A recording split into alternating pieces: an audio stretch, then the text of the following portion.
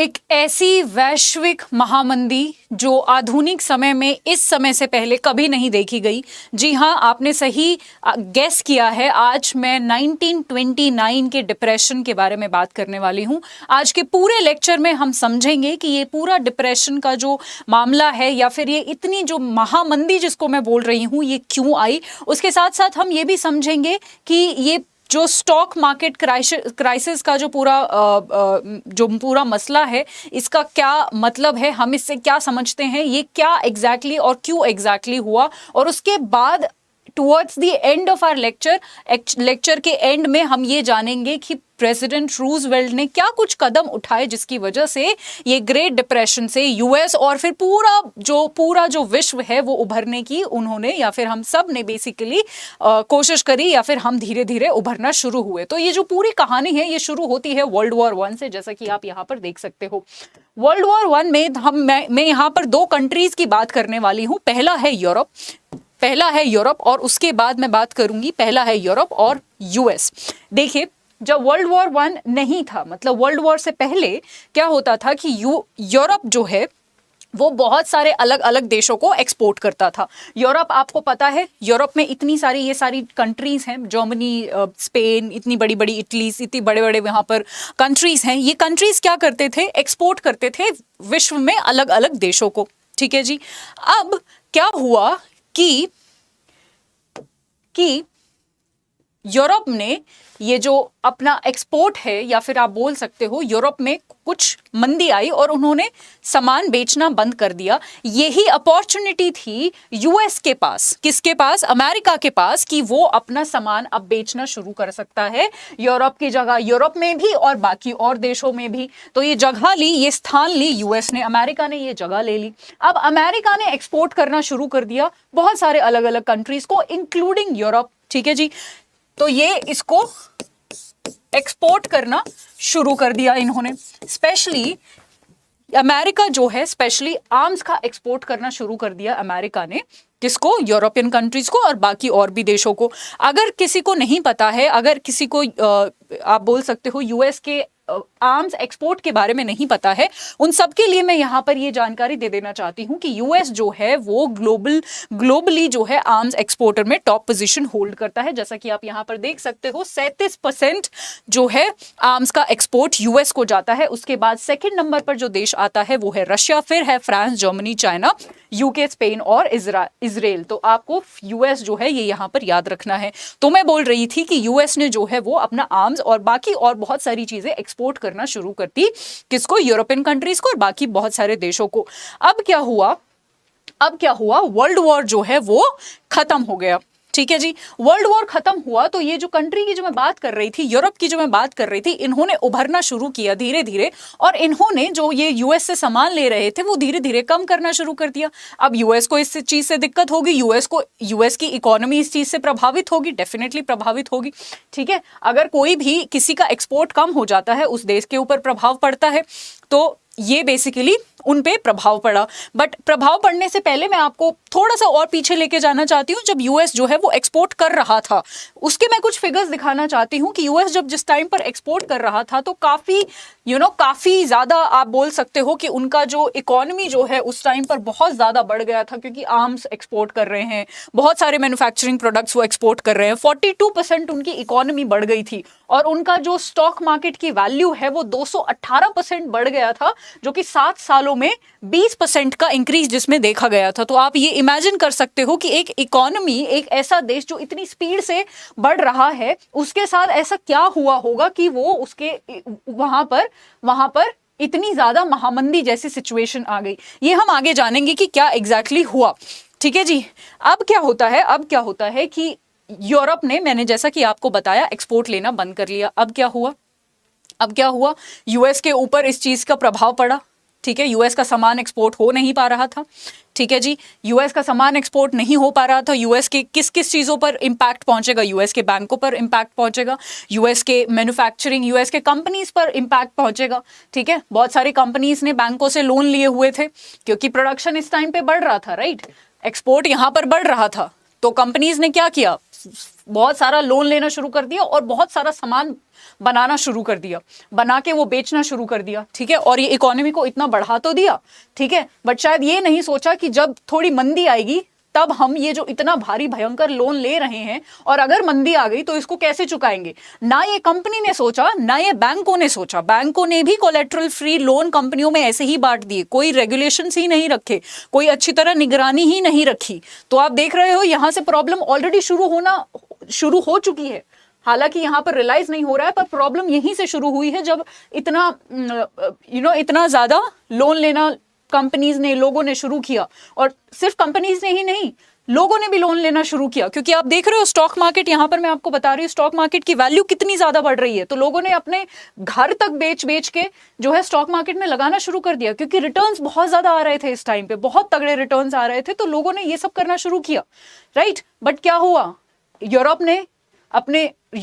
के पास सामान जाना कम हो गया, ठीक है, कंपनीज का घाटा होना शुरू हो गया, कंपनीज का अब सामान बिक नहीं रहा है, मैन्युफैक्चरिंग कम हो गई। जब मैन्युफैक्चरिंग कम हो गई तो कंपनीज ने जो इतना ज्यादा लोन लिया हुआ है वो लोन बैंक में कैसे चुकाएंगे, नहीं चुका सकते। बैंकों ने कोई कोलेट्रल भी नहीं लिया है, क्योंकि बैंकों को उस टाइम पर लगा, क्योंकि जब ये ऐसा पीरियड चल रहा है तो बैंकों को लगा कि मुनाफा ही होगा, कंपनीज दे देगी लोन वापस, ठीक है, बट वो नहीं दे पाई, कंपनीज फेल हुई, कंपनीज नहीं चुका पाई, बैंक फेल हुए, ठीक है जी।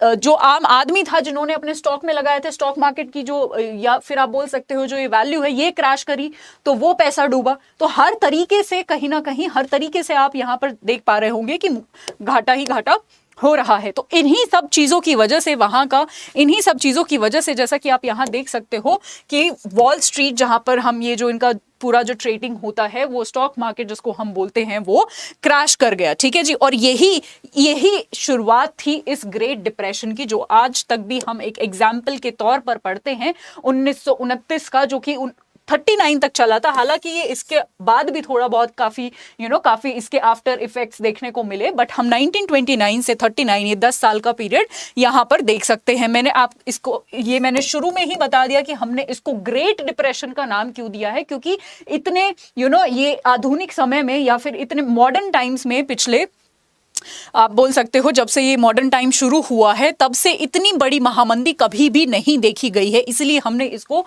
ये नाम भी ग्रेट डिप्रेशन का नाम दिया है। सबसे पहले क्या हुआ, पहले तो स्टॉक प्राइसेस जो थे, स्टॉक के जो वैल्यू थी, जो प्राइसेस थे, वो कम होना शुरू हुए। कब, ये मैं बात कर रही हूँ सितंबर 4, 1929 की, और उसके बाद धीरे धीरे एक महीने में ही अक्टूबर 29 तक 1929 तक ये जो है पूरा क्रैश कर गया मार्केट, और इसी को हम ब्लैक ट्यूसडे भी बोलते हैं, जब ये क्रैश हमें देखने को मिला, ठीक है जी। अब बात कर लेते हैं क्या क्या एग्जैक्टली यहां पर हुआ, हाइलाइट्स। वैसे तो मैं पूरी बात आपको अब एक कहानी के तौर पे सुना चुकी हूं, पूरा मैं आपको बता चुकी हूं कि ये यूएस में शुरू हुआ। हालांकि ये शुरू यूएस में हुआ था, पर क्योंकि आपको पता है यूएस से बहुत सारे कंट्रीज जो हैं वो कनेक्टेड हैं, तो शुरू यूएस में हुआ, पर ये धीरे धीरे पूरे विश्व में फैल गया, ठीक है, यूरोप में फैला, ठीक है जी। ये डेट्स हम ऑलरेडी देख चुके हैं। क्या क्या कॉजेज हैं वो मैं ऑलरेडी आपको बता चुकी हूं कि ये फर्स्ट वर्ल्ड वॉर से शुरू हुआ, एक्सपोर्ट इंपोर्ट का यहां पर दिक्कत हुई, ठीक है। यूरोप ने जब एक्सपोर्ट या फिर यूएस से लेना बंद कर दिया, तो यूएस की कंपनीज को, यूएस के बैंकों को हर चीज में घाटा होना शुरू हुआ, ठीक है। उन्होंने बहुत सारे रेगुलेशंस भी इतने अच्छे से नहीं रखे हुए थे, ये पॉलिसीज भी, या फिर ये स्पेक्यूलेट ही नहीं किया था उन्होंने, ये शायद सोचा ही नहीं था कभी उन्होंने कि इस तरीके से मार्केट गिर जाएगा, कि कंपनीज भी फेल हो जाएंगी, बैंक भी फेल हो जाएंगे, ठीक है जी, और जितना स्टॉक मार्केट भी क्रैश कर जाएगा, राइट। स्टॉक मार्केट, अगर मैं ये क्रैश की बात करूं तो स्टॉक मार्केट के जो प्राइसेस है वो 85% तक उसकी वैल्यू गिर गई। उसके साथ साथ ये बात मैं सपोर्ट करने के लिए कि इसको हम ग्रेट डिप्रेशन क्यों बोलते हैं, ये मैं बता दूं कि जो पूरी एक वैश्विक जीडीपी थी उस टाइम पे 30% डिक्लाइन हो गई। सिर्फ इतना ही नहीं, जो इंडस्ट्रियल प्रोडक्शन था वो 47% डिक्लाइन हुआ, और इसका जो आम जनता पर नतीजा पहुंचा वो था अनएम्प्लॉयमेंट, बहुत ज्यादा अनएम्प्लॉयमेंट, यानी बेरोजगारी बहुत ज्यादा उस समय में बढ़ गई, ठीक है, बहुत ज्यादा बेरोजगारी बढ़ गई। अब बात कर लेते हैं एक ऐसी शख्सियत की जिन्होंने इन सब चीजों से, इस पूरे डिप्रेशन से उभरने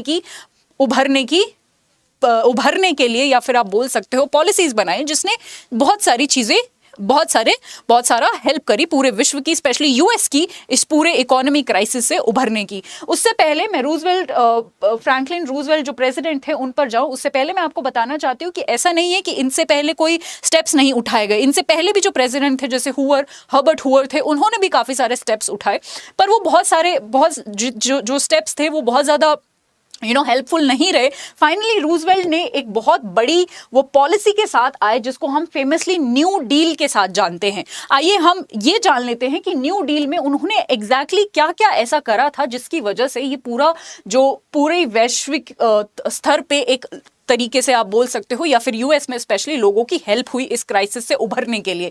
इस चीज के लिए, इसको जानने के लिए आपको ये 3 आर समझने पड़ेंगे, क्योंकि इस न्यू डील का पूरा जो मतलब था वो इन 3 आर से ही बनता था। सबसे पहले उन्होंने बात करी रिलीफ की, कि जी डिप्रेशन से ये जो लोग गुजर रहे हैं इनसे मुझे लोगों को राहत पहुंचानी है। दूसरा है रिकवरी, कि ये जो पूरा डिप्रेशन है हमें ऐसी पॉलिसीज बनानी है कि ये खत्म हो जाए। तीसरा था रिफॉर्म, कि इस तरीके से हमें चीजों को स्ट्रक्चर करना है कि आगे इस तरीके का कोई भी इकोनॉमिक क्राइसिस या डिप्रेशन ना आ पाए। एक तो उन्होंने क्या एग्जैक्टली चीजें करी और क्या पॉलिसीज बनाई। सबसे पहला उन्होंने FERA यानी फेडरल इमरजेंसी रिलीफ एडमिनिस्ट्रेशन बनाया, ताकि यहां से स्टेट्स और लोकल गवर्नमेंट को फंड मिल सके, क्योंकि फंड्स की सबसे ज्यादा कमी थी इस समय पर। उसके बाद इन्होंने फेडरल रिजर्व बैंक बनवाया, राइट, ताकि लोन्स प्रोवाइड हो सके लोगों को। उसके बाद इन्होंने सिक्योरिटी एक्सचेंज एक्ट ऑफ 1934 के साथ ये आए, ताकि